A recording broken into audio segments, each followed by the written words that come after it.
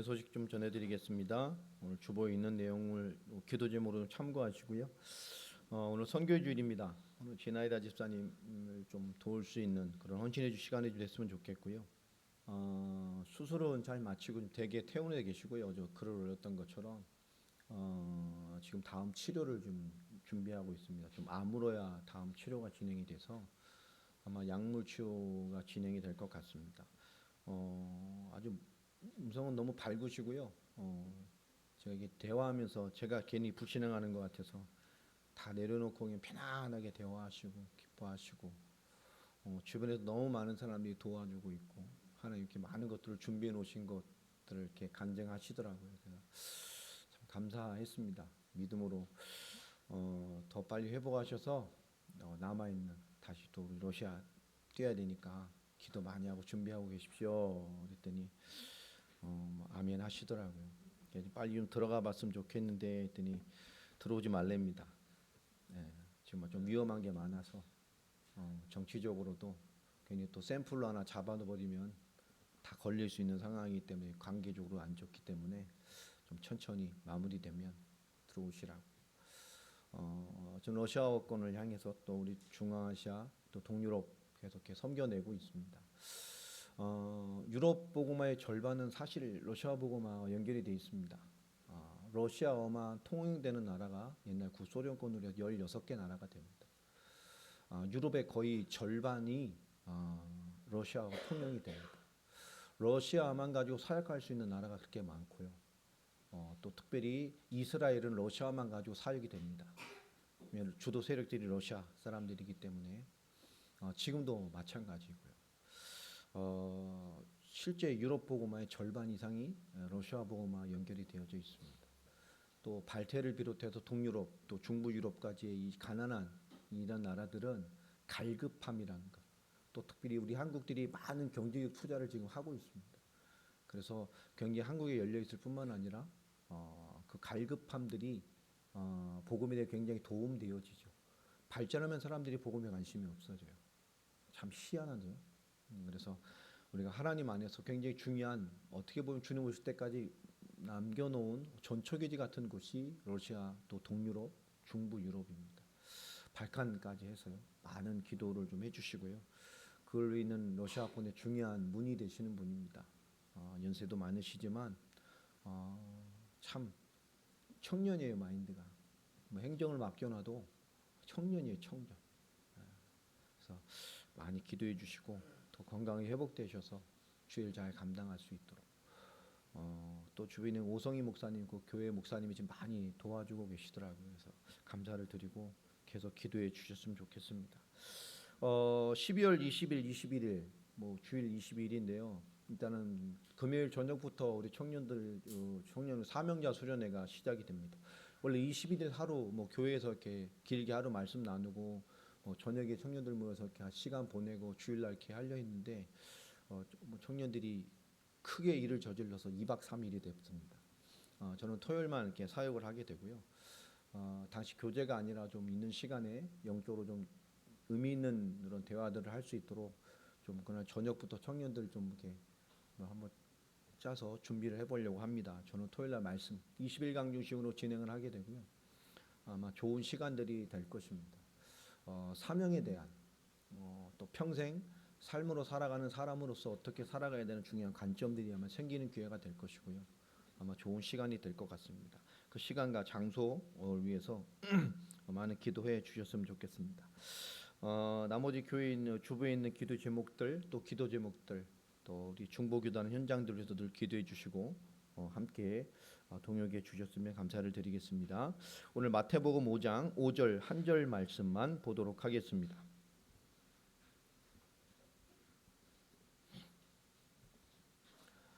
마태복음 5장 5절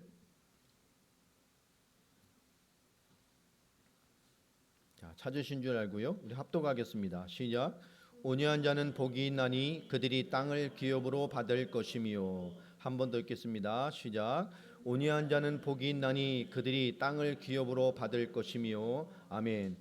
오늘 말씀을 잘 들으면 오늘 땅을 기업으로 받는 수지 맞는 장사가 오게 됩니다. 길을 쫑긋 세우시고 수지 맞으시기 바랍니다. 땅을 주신다는데, 그죠? 탈무드에 보면 이런 얘기가 있어요. 삼형제가 있었습니다. 근데 이 삼형제가 아주 각기 아주 특별한 보물들을 하나씩 가지고 있었어요. 근데 아주 먼 나라, 좀 먼 나라에 아주 부강한 나라의 왕이 너무 사랑하는 이 딸 공주가 하나가 있었는데 뭐 아들이 없었나 봐요.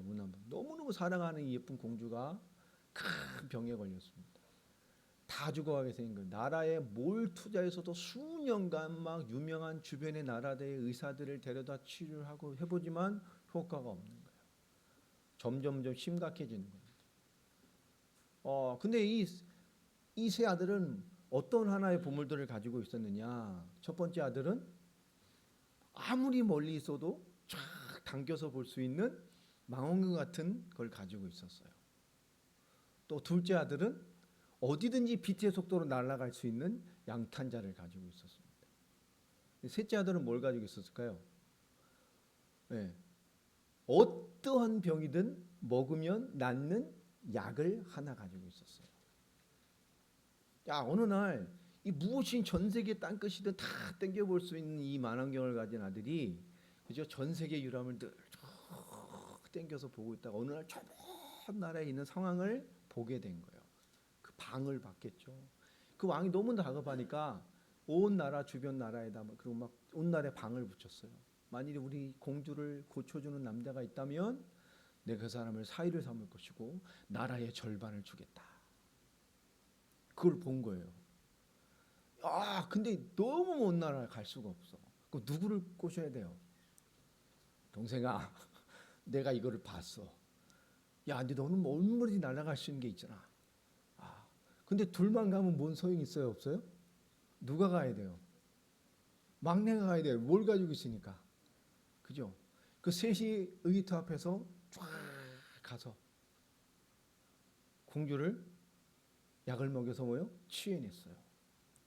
지금부터 문제가 되는 거예요. 왕은 너무 좋지만 지금부터 심각한 문제가 생기는 거예요. 누가 공주하고 결혼하고 나라의 절반을 받아야 됩니까? 그나들은 주장했죠. 내가 봤으니까 시작이 됐지. 내가 못 봤으면 니들이 알았겠어? 당연히 많은 지분이 누구에게 있어요? 나에게 됐군. 그러니 둘째 아들은 뭐라 그러겠습니까? 무슨 소리야? 형이 아무리 본들, 얘가 약이 있은들 공주가 유급해서 곧 죽게 생겼는데 그 짧은 시간에 날아올 수 있어서 이런 일을 할 수 있었던 건 누구 덕분이에요? 내 덕분인 거예요. 근데 막내가 뭐라 그랬겠어요? 와 본들, 내 약이 없었으면 나았겠어? 근데 탈무드에서는 누구에게 공주가 결혼을 하고 누가 나라의 절반을 가져야 됐을까요? 누구일 것 같아요? 누구겠습니까? 네, 당연히 누구예요? 셋째죠. 왜 그렇습니까? 큰아들은 복이 와서 원인 제공했지만 자기의 소중한 것을 가지고 있어요, 안 가지고 있어요? 가지고 있어요. 둘째도 뭐죠? 날아와서 공을 세운 건 맞지만 자기의 소중한 것을 가지고 있어요, 안 가지고 있어요? 가지고 있어요. 막내는 뭡니까? 단 하나밖에 없는 그걸 써서 자기 것이 있어요, 없어요? 없어요. 그래서 탈무드에서는 막내 아들에게 줘야 된다. 왜냐? 내가 가장 소중한 것을 잃어버리고 투자하고 헌신해서 좋은 결과를 이뤄갔기 때문에 결국 자기의 것을 잃은 자가 그것을 얻어야 된다고, 자기 것을 투자한 자가 얻어야 된다고 말합니다. 여러분, 우리가 분명한 하나님의 뭔가 분명한 이 결론이 있다면 생을 걸 수 있겠죠. 우리는 믿음이라는 거, 우리가 하나님을 섬겨내고 말씀을 따라간다는 신앙생활은 우리가 뭔가 모호함을 가지고 하나님을 대면할 때가 참 많아요. 하나님 알고 믿고 뭐 하지만, 그죠? 우리가 하나님을 너무 잘 섬기고 싶고 하나님 일하고 싶고 하나님 찬양하고 싶어요. 정말 하나님을 잘 믿는 삶을 살고 싶어요. 이런 생각을 하는 사람 많습니다. 정말 은혜 받은 자라면 그런 마음이 다 있죠. 정말 하나님 잘 섬겨내고 싶어요. 그런 마음이 있는 것과 정말 하나님을 잘 섬겨내고 사는 것은 제가 다른 얘기라 그랬죠. 그런 마음이 있는 사람 많아요. 그러나 정자 주를 제대로 섬기고 사는 사람들은 많지 않습니다. 여러분, 하고 싶은 것과 하고 있는 것은 다른 얘기입니다. 난 정말 하나님의 축복받고 싶어요. 축복받고 싶은 사람 많죠. 축복받고 싶은 것과 하나님의 사람으로 축복되게 사는 것, 축복을 받을 만한 삶을 살아내는 건 완전히 다른 얘기입니다. 나 정말 주를 위해 헌신하고 정말 세계복음하고 주를 위해 쓰임받고 싶습니다. 쓰임받고 싶은 사람 많아요. 그러나 정말 하나님께 쓰임받는 삶을 살고 있는 것은 완전히 다른 얘기입니다. 우리 신앙생활에서 어떤 답을 찾아야 되느냐? 하고 싶은 사람, 되고 싶은 사람, 그렇게 하고 싶은 사람, 쓰임받고 싶은 사람은 많다니까요. 그러나 그렇게 살고 있는 것은 다른 얘기입니다. 그런 인생길에 있는 것은 다른 거예요. 우리 신앙생활이 하고 싶은 것, 되고 싶은 것, 꿈꾸는 것에 있는 것이 아니고 우리 신앙생활은 사실이라는 것 속에 있어야 돼요. 이건 굉장히 중요한 겁니다. 주를 위해 살고 싶은 사람 많아요. 여러분 많습니다. 그런 생각하는 사람 많아요. 그러나 주를 위해 살고 있는 사람들은 많지 않아요. 정말 주를 위해 내 인생을 두고 주님 쓰십시오 이런 싶은 마음 있는 사람 많습니다. 그러나 진짜 나를 주께 드리고 사는 사람들은 많지 않아요. 여러분 완전히 다른 얘기잖아요. 우리 신앙생활이 어디에 가 있어야 되냔 말이에요. 오늘 온유와 부르심을 받은 자의 땅, 오늘 굉장히 중요한 세 번째 복을 얘기합니다. 우리 지난주에 애통하는 자는 위로를 받을 것이다. 여러분 철저한 자기 절망, 정말 내가 하나님 앞에 아무것도 아닌 철저한 절망의 존재라는 것을 발견해야 진정한 소망이 발견됩니다. 우리가 복음받아 구원받은 자가 맞다면 내 어떠한 의로도 내 안에서 내 의를 생성해낼 수 있어요? 없어요? 없어요. 우리가 무슨 의로 하나님 앞에 섭니까? 뻔뻔하게 이럴 데 없죠. 내가 구원받을 만한 게 내가 뭐가 있어요? 우리가 주를 위해 살아낸 게 뭐가 있습니까? 우리가 불신조마다 월등히 천국 갈 만한 삶을 살아낸 것도 아니잖아요. 별반 다른 게 없어요. 먹고 사는 거 보면. 그런데 하나님 우리가 어떤 의로 당연히 하나님 나라를 소유한 자로서의 삶을 주장할 수 있냔 말이 없어요. 그런 하나님 앞에서의 나를 발견할 때, 복음 앞에서의 나를 발견할 때 우린 철저하게 하나님 앞에 아무것도 없음을 발견하게 됩니다. 그 아무것도 없음이라는 게 결국 뭐죠? 내게 절대적인 소망만 남게 돼요. 그리스도, 하나님의 은혜, 나의 유일한 복 되신 그리스도, 그 부르심 앞에 있는 하나님의 사랑만 남게 됩니다. 그것이 우리를 뭐예요? 위로란 것은 인간의 위로를 말하는 게 아니야. 야 애통한 일이 생겼어? 야 참어, 세월이 약이야, 지나가면 잊어, 이 말입니까? 그런 위로가 아니에요. 위로 뭐라 그랬죠? 성령의 임재라 그랬습니다. 우리 애통의 조건을 해결하는 것이 아니라 애통의 조건이 있어도 하나님이 임재하셔서 그것이 뭐예요? 더 건강하게 그 일로 더 영적인 근육이 붙어서 더 건강한 하나님의 사람으로 하나님과 함께 성령 임재 속에 인도받게 된다는 거예요. 더 온전한 삶입니다. 지금은 우리 말씀을 보면 뭐뭐 하면 복이 있다 이렇게 보게 되잖아요. 근데 사실은 그게 아닙니다. 헬라어 원어 어순을 보면 복되도다 애통한 자요, 복되도다 뭐뭐한 자요, 이렇게 되어 있습니다. 그러니까 우리가 성경을 볼 때는 이렇게 해야 이렇게 응답을 받는구나라는 생각이 볼 수 있지만 그렇지 않아요. 우리 성경은 전혀 다른 얘기를 합니다. 이 복되도다 이것이 뭐라 그랬죠? 넌 참 좋겠다. 이스라엘아 너는 행복자로다. 존재적인 응답을 말하는 거예요. 넌 참 좋겠다 그 얘기입니다. 애통한 자 왜? 하나님 내게 임재하셔서 그 모든 애통을 뛰어넘을 절대적인 소망이 되어주실 거니까. 이게 참 중요한 얘기란 말이에요. 여러분 이 하나님의 은혜, 이 하나님의 은혜와 기적 역사는 꼭 뭘 통과해야 될까요? 대부분 보면 애통이라는 물고를 통해서 열릴 때가 많아요. 하나님의 은혜와 하나님의 기적과 역사들이. 이 한나의 그 눈물 그 애통을 통해서 하나님 어떤 물꼬를 열어줬어요? 사무엘이라는 물꼬를 열어주셨습니다. 우리 기독인의 삶이 어떻게 보면 하나님 앞에 정말 애통, 하나님밖에 답이 없다라는 그 진정한 애통의 눈물 뒤에 은혜와 새 역사가 임하는 경우들이 참 많습니다.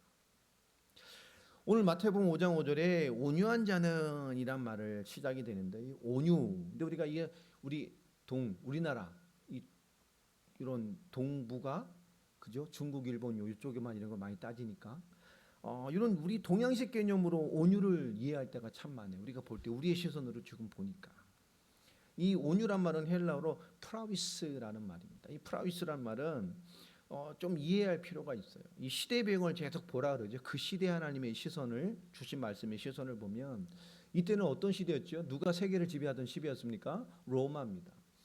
그러니까 로마 시대의 어떤 시대였죠? 팍스 로마 시대의 정점입니다. 팍스 로마, 로마의 평화. 그럼 로마가 평화했나요? 아니죠. 로마의 평화, 이 팍스 로마는 뭐를 기반으로 하죠? 로마는 뭘 기반으로 합니까? 힘입니다. 무력입니다. 힘과 힘으로 지배한, 세계를 힘으로 지배하고 무력으로 지배한 온전한 평화, 이게 로마의 힘의 원리입니다. 이게 철학이에요. 그러니까 로마의 철학은 힘이 정이고 힘이 뭡니까? 선이에요. 이게요. 그러니까 만약에 누가 나를 해코지했어. 그럼 로마 그 당시에 보통 이 가치관은 어떤 겁니까? 반드시 뭘 해야 돼요? 그럼 보복을 해야 돼요. 응징을 해야 돼요. 그게 용기고, 근데 그렇게 못하면 어떻게 되는죠? 비겁한 사람이 되는 것이고 등신 취급을 받는 거예요. 이게 쉽게 말하면 로마 정신이 아닌 거예요. 이건 그런 사람은 경멸을 받았어요. 그러니까 너 바보 아니야? 이렇게 되는 거예요.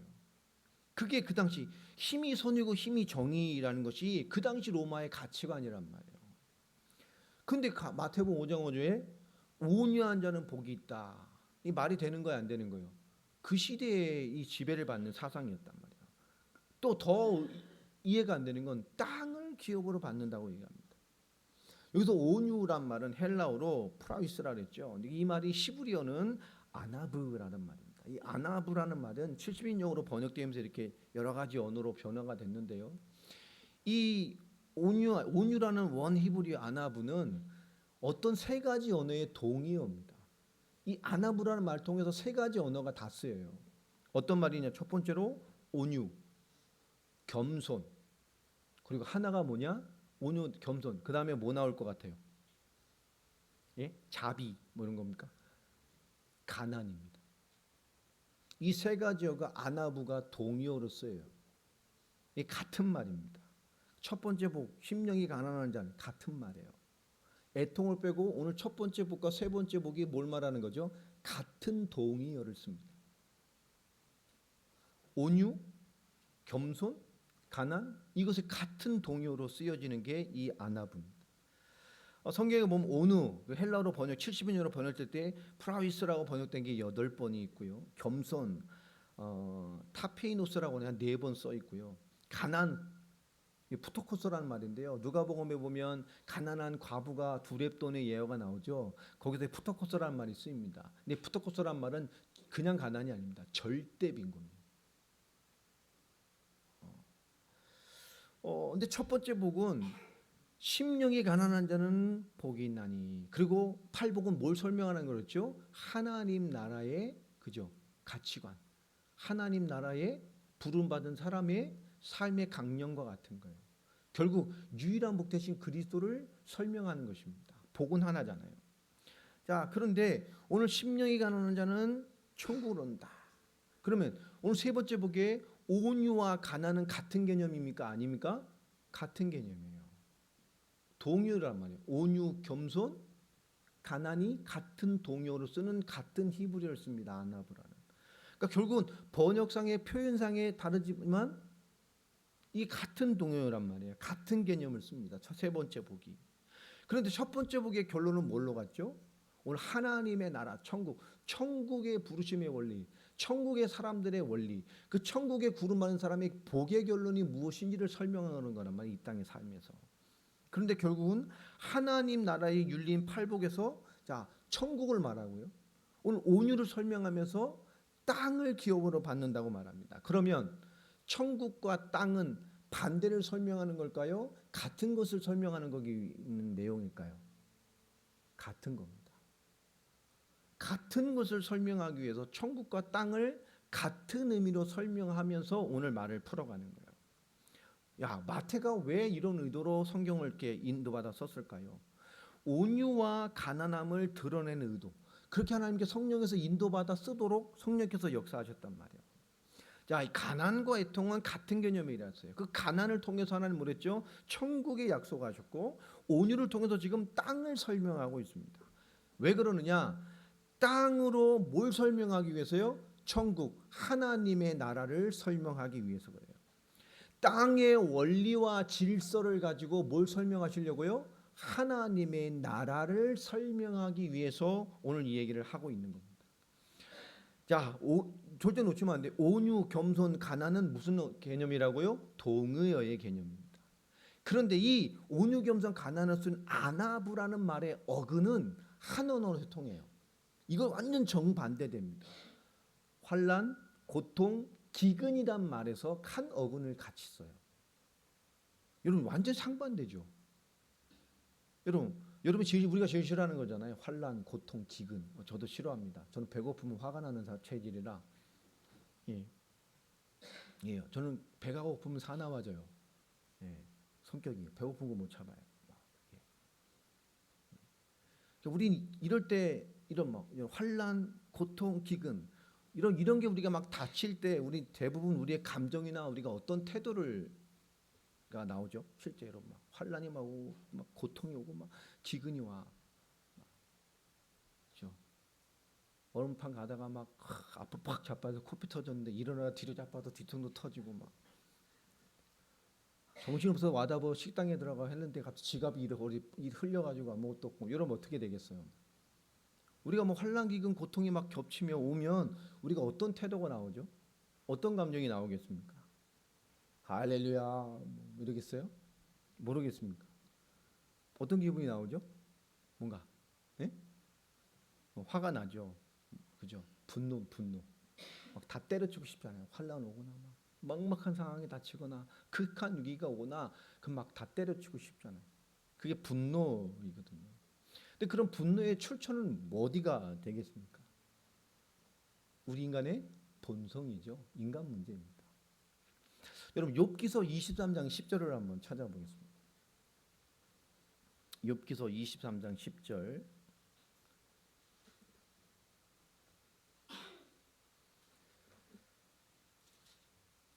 너무 유명한 말이죠. 욥기서 23장 10절. 자, 한번 읽어보겠습니다. 시작. 그러나 내가 가는 길을 그가 아시나니 그가 나를 단련하신 후에는 내가 숨군같이 되어 나오리라. 자, 이 엄청난 고백같이 우리는 보여지잖아요. 이거 찬양도 있지 않습니까? 천금같이 나오리라. 그죠? 나오시기 바랍니다. 고백이 너무나 훌륭한 우리 신앙의 고백으로 들려지고 찬양을 하잖아요. 근데 이게 원문에는 고백이 아니에요. 고백이 아닙니다. 원문에는. 제가 지금 원문은 그대로 우리가 쓸 수 있는 지금의 언어로 내가 조금 설명해서 풀어서 한번 읽어봐 드릴게요. 원문에는 이렇게 되어 있습니다.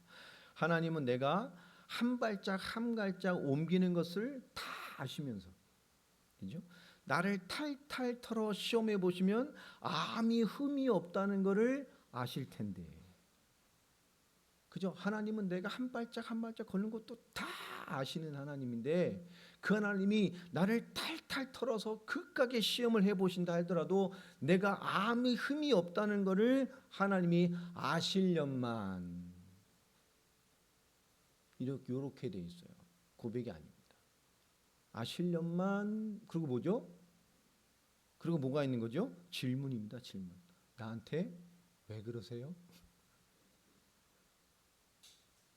질문하는 거예요. 원문으로 보면 고백이 아니고 질문. 이거죠. Why me? 왜 나예요? 하필이면 왜 납니까? 왜 나만 들볼까요? 뭐 이런 거잖아요. 근데 하나님의 대답은 뭐죠? Why not? 그거예요. 왜 너는 안 되는데?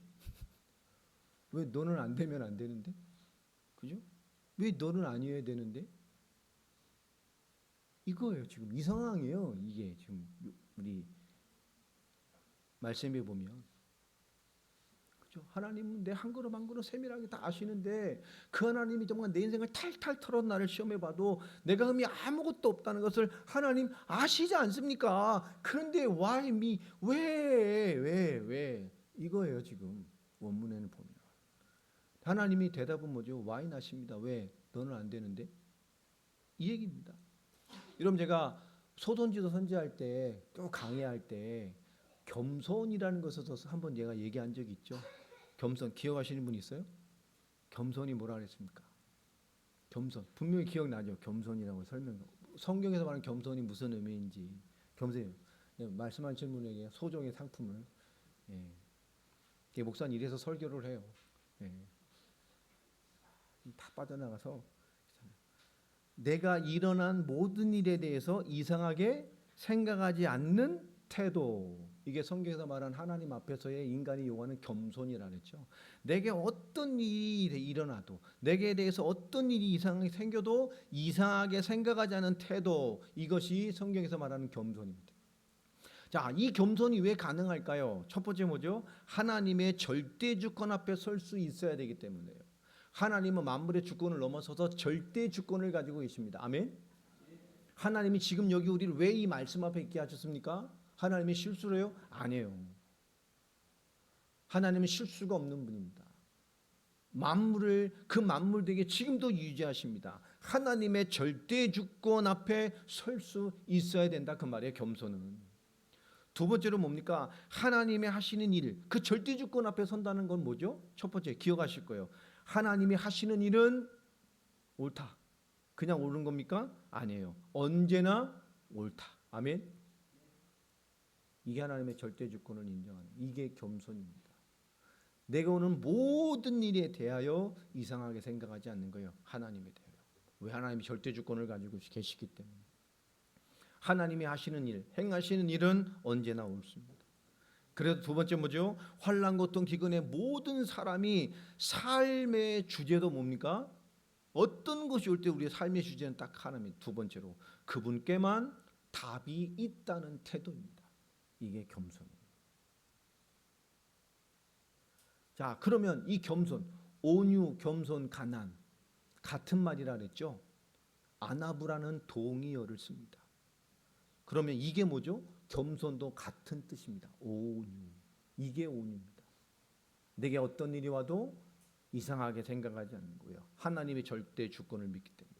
하나님이 하시는 일은 언제나 옳습니다. 어떤 환난, 기근, 또 어떤 삶으로 오더라도 우리 삶의 어떤 주제여도 답은 어디 있죠? 그분에게만 답이 있어요.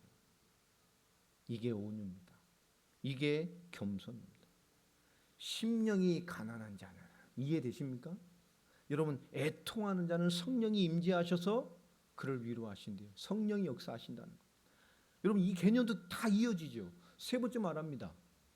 오늘 온유한 자는 땅을 기업으로 얻을 것이다. 넌 참 좋겠다. 뭐요? 온유해서 땅을 기업으로 받을 거니까. 이 얘기입니다. 복되도다 애통한 자여, 네가 위로를 받을 것이다. 넌 참 좋겠다. 애통해서. 이해가 돼요? 지금 그 당시에 사람들은 예수님 미친 거 아니야? 너 참 좋겠다. 애통해서. 말이 안 맞는 얘기예요. 네가 위로를 받을 것이다. 너 참 좋겠다. 온유한 자여, 네가 땅을 기업으로 받을 거야. 이해가 안 되는 말이라니까 지금 다. 그 당시 언어를 봐도. 여러분, 이 심령이 가난한 자, 애통, 이 온유를 통해서 지금 무언가 더 선명하게 하나님 우리에게 보여주시는 복의 그림이 있죠. 그게 뭐죠? 하나님의 복음 앞에 절대적인, 그리스도라는 완전한 복음과 완전한 하나님의 답 앞에 절대적일 수 없는 그리스도를 우리에게 지금 보여주고 있는 거예요. 그 복음이 임한 자의 절대적인 삶이 무엇인지를 우리에게 지금 보여주고 있는 말씀이란 말이에요. 오늘 이 현장이 말이에요. 이건 굉장히 중요한 거죠. 이 팔복은 그렇기 때문에 성품의 차원으로 접근해서면 된다 안 된다 그랬죠? 안 된다 그랬습니다. 성품이 아닙니다. 이걸 성품으로 깨달으면 안 돼요. 여러분, 진짜 팔복을 복음으로 깨달으면 성품의 변화도 오겠어요? 안 오겠어요? 오죠. 오는 겁니다. 변화도 될 수 있으나 기독교는 성품과 태도의 종교가 아니에요. 그렇게 되니까 이 팔복을 지금의 시선은 어떻게 봅니까? 두잉이라는 개념으로 본다 그랬죠. 뭐뭐 하면 어떤 결과가 와.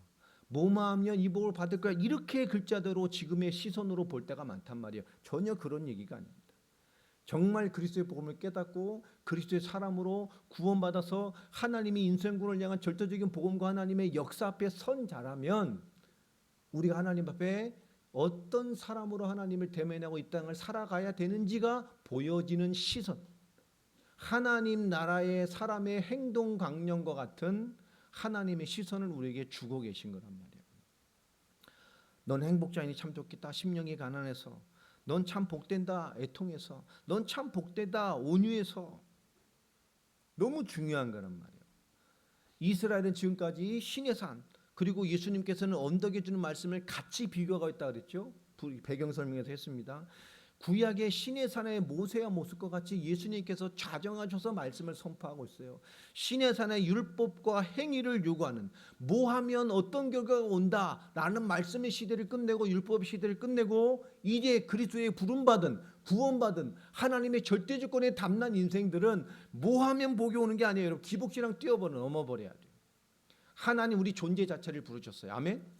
하나님 우리의 모든 삶 24시간 나의 모든 삶의 현장에 함께 하십니다. 아멘.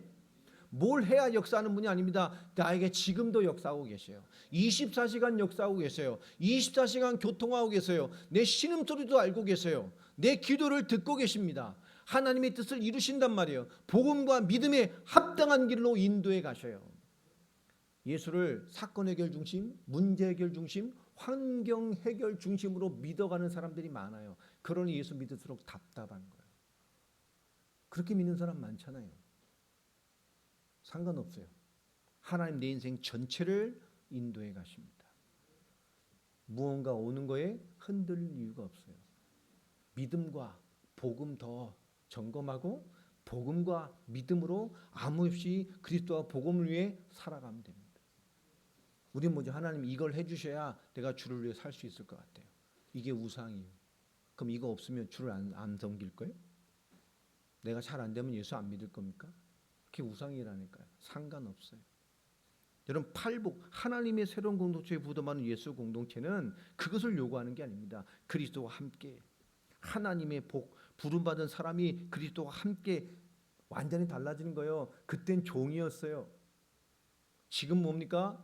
신부입니다. 사랑하기 때문에, 그죠? 그를 위해 헌신하고, 사랑하기 때문에 닦여드리고, 사랑하기 때문에 삶을 드리고. 여러분, 사랑하면 안 힘들다니까. 여러분, 완전히 다른 겁니다 이제. 그런데 마태복음 5장 중에 온유 그리고 땅을 기업으로 받는다라는 얘기를 합니다. 이걸 잘 이해해야 돼요. 우리는 물리적인 땅, 이 땅의 복을 생각할 때가 참 많아요. 절대 그런 얘기가 아닙니다. 하나님의 나라를 설명하는 거예요. 뭘 가지고? 땅을 가지고. 예수님은 왜 땅을 통해서 천국 하나님의 나라를 설명할까? 이 얘기입니다. 그 이유는 간단해요. 이제 말 좀 빨리 진행하겠습니다. 창세기 1장 27절 28절, 특별히 28절에 보면 하나님의 형상으로 지음받아 하나님의 완전한 축복을 받았던 원래 인간, 그 인간에 하나님이 뭘 주셨죠? 창세기 1장 28절에 보면 그들에게 복을 주시며 뭘 주셨어요? 땅에 충만하라. 모든 만물하면서 땅에 충만하라. 땅을 정복하라. 땅의 모든 생물을 다스려라. 다스리도록 땅을 다스리도록 피조세계의 최초의 왕과 같은 존재로 누굴 세웠죠? 인간을 세웠어요. 최초의 왕 아담입니다. 하나님이 어디를 다스리도록요? 땅을 다스리도록. 이 하나님의 피조세계를 뭘로요? 하나님의 원리로, 하나님의 청지기로 섬기도록, 하나님의 통치와 다스림과 하나님의 원리로 섬겨내도록 왕으로 청지기로 세웠단 말이에요. 어디에요? 땅이에요. 인간이 원죄, 사단으로 하나님 떠나 죄와 완전히 장악된 무너진 죄로 말미암아 어떻게 됐습니까? 어떤 결과가 왔죠? 땅이 어떻게 됐어요? 땅이 어떻게 됐어요? 그죠? 여러분, 창세기 3장 제가 잘 아는 말이잖아요. 3장 17절에 땅이 뭘 받았어요? 저주를 받았어요. 하나님 우리의 응답과 축복의 배경으로 주었던 땅, 이 피조세계가 뭐로 바뀌었어요? 저주가 있어요. 축복의 배경이 황폐해졌죠. 그래서 창세기 3장 18절에 보면 그 땅이 뭘 냅니까? 인간을 위해 이로운 것들을 내던 것들이 가시던 풀과 엉겅퀴를 다시 한번 황폐해진 거예요. 수고하지 않으면 먹고 살 수 없도록, 종신토록 수고하고 땀을 흘려 간신히 먹고 살도록 우리가 축복으로 배경을 줬던 이 땅이 저주의 배경으로 바뀌어버렸단 말이에요. 여러분, 성경의 기록에 이 구조가 있죠. 성경이 어떤 구조로 되어 있습니까? 창조, 또 축복이기도 하죠. 그 다음에 뭡니까? 타락. 하나님의 창조, 하나님의 축복이 인간의 타락으로 무너지고 파괴됐어요. 그럼 하나님 그 다음에 뭐 해야 됩니까? 구속하셔야 돼요. 그죠? 구속되고 뭐 하시죠? 회복하십니다. 이 사이클이 성경은 계속 돌아간단 말이에요. 그 무너진 인간, 무너진 땅, 모든 게 다 무너진 거예요. 그것을 회복하시려고 하나님께서 구속하셔야 되잖아요. 그래서 창세기 12장에 누굴 부르셔요? 구속의 모델, 그림으로 아브라함을 부르십니다. 그리고 아브라함에게 어딜 가라 그래요? 내가 너를 보낼 약속에. 보내는 어디로 가라고? 창세기 12장 1절에 뭐라고 되어 있어요? 내가 보낼 땅으로 가라. 땅을 약속해요. 땅을 명령합니다. 자, 그러면 이스라엘들이 가나안 가서 전부 뭐 하는 거, 뭐만 얘기만 나와요. 뭐 차지하는 얘기만 나와요. 땅. 왜 그럴까요? 그럼 왜 땅 얘기를 계속 할까요? 성경은요. 딱 하나입니다. 하나님 만든 피조세계 위에 인간인 이 땅만이 누굽니까? 하나님의 통치를 실현하는 공간으로서의 삶을 연습하는 공간이에요. 이 인간이. 물질적 개념이 아니고 하나님의 땅은 하나님의 통치가 실현되는 영역이어야 된단 말이에요. 원래 땅은. 근데 그 땅이 어떻게 됐어요? 죄와 저주로 같이 저주받아 버렸어요. 그리고 황폐해졌어요. 인간이 생존하기 위해서 먹고 살기 위해 투쟁해야 사는 세상의 원리로 바뀌었습니다. 원래 세상은 그렇지 않았잖아요. 하나님의 통치와 그 순종함으로 하나님의 응답으로 인간은 사는데 아무 문제가 없었어요. 그게 원래 인간입니다. 아무 문제 없었어요. 자, 땅이 원래의 땅이 뭐라고요? 하나님의 통치를 실현하는 공간으로서 삶을 연습하고 응답받았던, 하나님의 다스림과 통치가 무엇인지를 늘 응답받았던 공간, 그 삶의 무대가 땅입니다. 물질적 개념이 하나님 그런 거 안 봐요. 하나님이 주거나 없어지는 것에 눈 하나 깜짝하시겠어요? 아니요, 하나님. 그런 개념이 아닙니다. 하나님의 통치가 실현되는 유일한 이 하나님의 형상과 말씀이 임했던 영역입니다. 자, 그래서 이 땅에서 하나님의 나라를 구현하며 살아가야 되는 거예요. 그 원리를 설명하려고 이 얘기를 하는 거예요. 그래서 이스라엘의 모든 여정은 모두 뭡니까? 가나안입니다. 약속하신 땅. 그 가나안 가서도 뭡니까? 약속의 땅을 추구하잖아요. 왜요? 하나님의 통치, 하나님의 다스림, 하나님의 임재한 땅, 그 땅 속에 있는 임재된 백성, 언약의 백성, 구원받은 백성, 하나님의 부름받아 하나님의 통치를 받는 그 이 땅의 원래의 모습이 무엇인지를 하나님께서 모델로 이스라엘 택해서 그 땅에 실현하신 거예요. 말씀의 성전. 하나님 성전 지으란 말도 안 했잖아요. 다윗 지을 때 하지 말라 그랬잖아요. 하나님 장소에 매이는 분이 아니에요. 오늘 이 땅이 왜 그러냐? 그 땅을 통해서 하나님의 나라를 설명하려고 하는 거예요. 여러분 신명기 4장 1절에 보면, 신명기 4장 1절 한번 보면 거기서도 다 땅입니다. 신명기 4장 1절도 한번 찾아볼까요?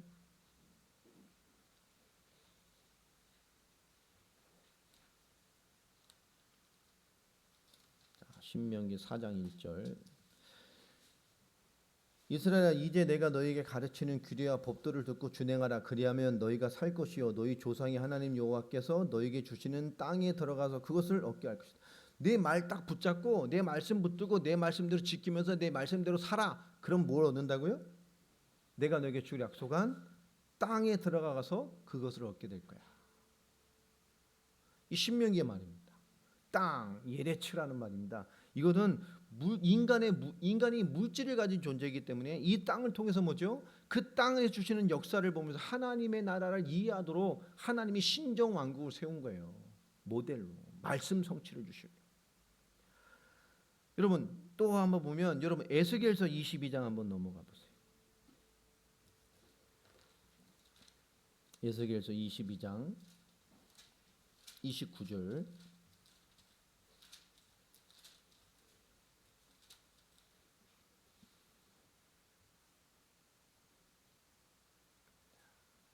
이 19절 한번 읽어보겠습니다. 시작.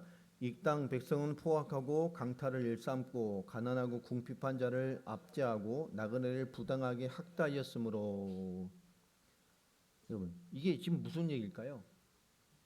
이게 뭐죠? 하나님이 그렇게 의미로 세운 땅인데 어떻게 됐어요? 지금 병든 땅에서 벌어지는 일을 설명하는 거예요.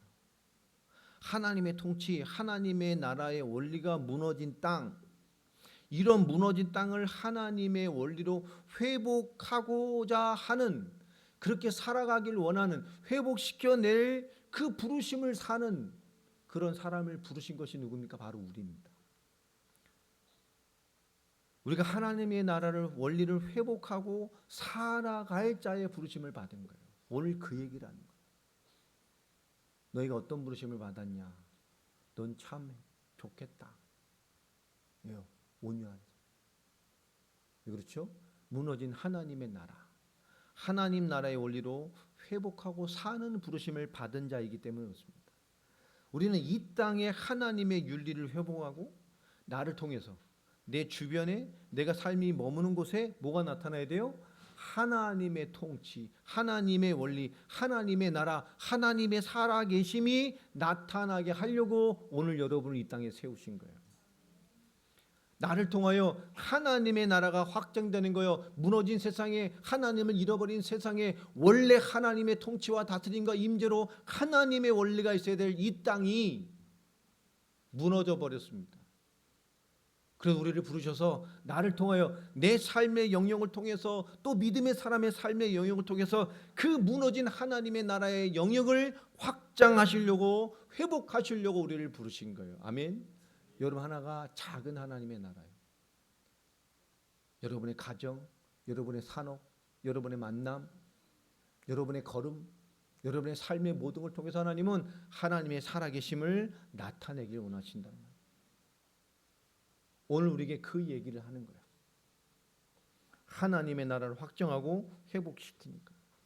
그래서 우리는 이 땅에 세상의 질서로 가득한 환난과 고통과 기근, 이 땅이 가득한 세상의 원리로 가득한 이 세상에서 우리는 뭐요? 온유한 자로 산다는 게 무엇인가라는 걸 이해해야 됩니다. 성품을 넘어서는 거예요.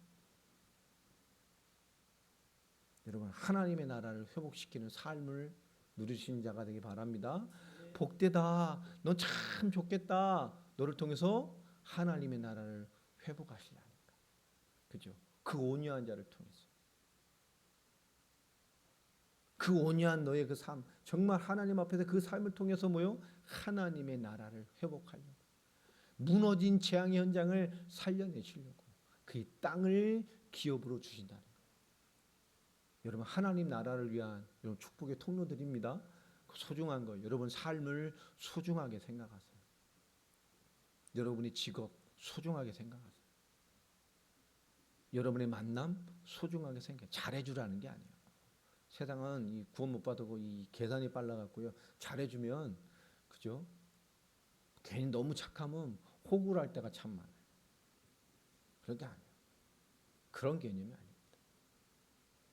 우리 거기를 하나님의 나라가 임하게 하는, 하나님의 통치와 다스림, 그 하나님의 영광이 나를 통하여 그 현장에 나타나기를 원하는 거예요.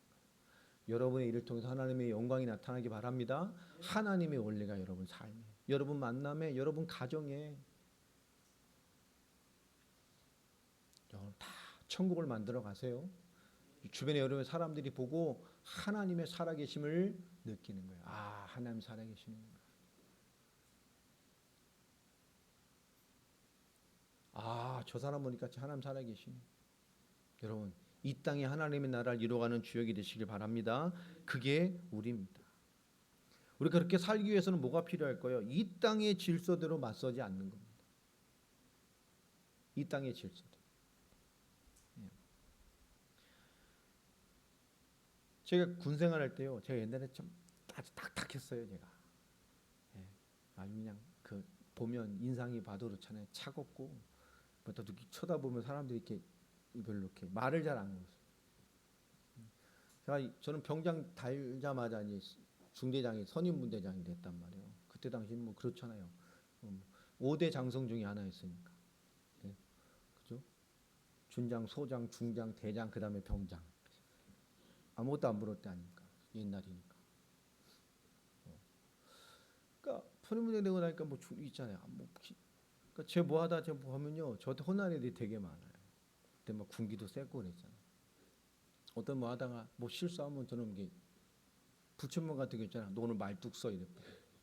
그 중대장한테 얘기하고. 그게 말뚝 쓰는 거 하루 종일 그냥 불침번. 야간으로 나가서 경계근무로 말뚝 쓰면 사람 죽잖아요. 겨울에. 불침번 하는 거예요. 8시간 한다고 생각해봐. 이게 좀 막 뭐 안 보면 막 그랬거든요. 되게 막. 아주 잘 돌아갔어요. 그냥 막. 그래서 군대에서 표창을 많이 받았어요. 표창을 4개나 받았어요. 4개. 휴가도 많이 나오고. 근데요, 생각해 보니까 뭔가 세상을 잘 돌아가고 내일을 잘 돌아가기 위한 센스가 많은 것과 여러분 그게 하나님의 역사와 뭔 상관이 있냐 말이에요. 그렇죠? 여러분 세상에서 말하는 내가 더 열심히 해야, 내가 칼같이 해야, 빈틈없이 해야, 그죠? 내가 응답받고 살아. 여러분 그 속에 혹시 하나님의 공간이 있습니까? 세상 일 속에? 생각해 보세요. 세상 원리로만 가득히 있지 않아요? 세상의 방법으로만 가득히 있지 않습니까? 도무지 하나님의 원리가 들어가지 없을 것 같지 않잖아요. 이게 무슨 상관이 있지? 여러분 이 개념을 넘어서야 돼요. 여러분의 일, 세상 일, 여러분의 방법, 추구하는 것 모든 속에 하나님의 방법이 들어가 있어야 돼요. 하나님의 나라. 저는 건설에 다니고 직장 다니면서요. 저는 그때 이게 많이 이제 복음 깨달았을 때니까요. 그때 저는 이거 봤어요. 여러분 믿음 가지고 성공하면 세상 일도 넘어서 버린다는 거예요. 여러분 하는 일에 하나님의 나라가 임하도록 기도하세요. 여러분 일에 왜 하나님 역사 안 하실까? 이유가 있어요. 나에게 이 일을 왜 줬을까요? 이 직분을 왜 줬을까요? 지금 이 사업을 왜 하게 할까요? 이 만남이 왜 있을까요? 칠 수가 없는 하나님이 역사하셔야 돼요. 여러분 삶에서 하나님의 공간을 찾지 못하는 답답한 크리스찬이 너무 많습니다. 그러니 사건 해결 중심, 문제 해결 중심, 환경 해결 중심으로 하나님을 찾는 거예요. 여러분의 손길에 하나님의 무한한 하늘의 원리가 연결되어 있어요. 여러분 축복의 사람이 되시기 바랍니다. 믿음의 원리가 나타나져야 돼요. 하나님 나라의 원리가 나타나져야 돼요. 그죠? 우리 세상 논리로 맞서는 게 아닙니다. 그러니까 가난한 심령이 될 수밖에 없어요. 허기진 마음으로 하나님 앞에 설 수밖에 없어요. 하나님이 역사하셔야 된다고. 내 일에, 내 세상 일에, 이 만남에, 이 사업에 네 지혜를 주시고 하나님이 불신자를 넘어서도록 세상 방법같이 하는 것 같지만 그 속에 하나님의 영광이 나타나서 내가 주를 존귀히 열리고 주를 위해 살아낼 수 있도록 하나님. 여러분 삶의 근본을 바꾸시기 바랍니다. 그래서 하나님 앞에 설 수밖에 없는 거예요. 그래서 애통할 수밖에 없는 거예요. 낮아진 겸손, 제 험불이 아니라 그랬잖아요. 그죠? 하나님 앞에 롤리 포지션, 네가 딱 그 자리야. 그 심정으로 하나님 앞에 서는 겁니다. 그 임재, 그 애통이 성령이 임재하셔서 그것이 아무 문제 되지 않고 주의 뜻대로 이루어지도록 잘 통과하고 영적 근력이 붙어서 더 주를 섬겨낼 수 있는 사람이 되도록 어떤 애통이 와도 하나님의 함께함을 보게 하신다는 거예요. 오늘 온유까지 온 이 말씀 속에서 나는 누구죠? 하나님의 나라와 하나님의 주권과 하나님의 통치를 이 땅에 회복시킬 축복의 통로입니다. 나의 영역에서 여러분 겸손히 하나님의 나라 통치를 회복시켜가는 주역이 되길 바랍니다. 아멘. 아멘. 여러분의 모든 것 속에 하나님의 통치, 하나님의 다스리심, 하나님 나라의 원리가 회복되시기 바랍니다. 주와 함께하는 삶. 이 땅에서 그것을 이해하지 못하면 어떻게 누릴 겁니까? 세상의 원리를 살아가지만 그 속에 하나님이 함께하는 하나님 나라의 원리를 이해 못하면 어떻게 불신자를 넘어설 겁니까? 여러분 이해해야 돼요. 그래야 불신자의 종이 안 됩니다. 불신자의 종이 안 돼요. 너무너무 중요한 거예요. 자, 청년을 양육하는데요. 어떤 애가 좋은 회사를 가게 됐어요. 근데 당분간 주일 성수를 못 한대요. 취직하게 됐습니다. 그 회사에 갔는데 뭐 어떻게 해서 거기 주일을 당분간 그래? 그럼 어떻게 할 수 있니? 한 2-3달에 한 번씩 주일. 그래? 근데 그래서 네 믿음이 가지 마라 그러면 그죠? 아멘할 믿음은 아닌 것 같고 부탁을 하나 했어요. 그래, 네가 그때 막 영상이 이렇게 되는 시대가 아니었으니까 네가 한 달에 한 번 예배 드린다. 한 달 승리할 응답을 받을 정도로 예배드려. 그리고 네 삶에서 기도 제목을 잡아라. 네가 뭔가 그 문화를 영향 줄 시대가 됐을 때, 그죠? 뭐 진급을 해서 뭔가 내 밑에 영향을 줄 수 있다면 너는 그 모든 문화를 바꿀 수 있는 사람이 될 만큼 기도해라.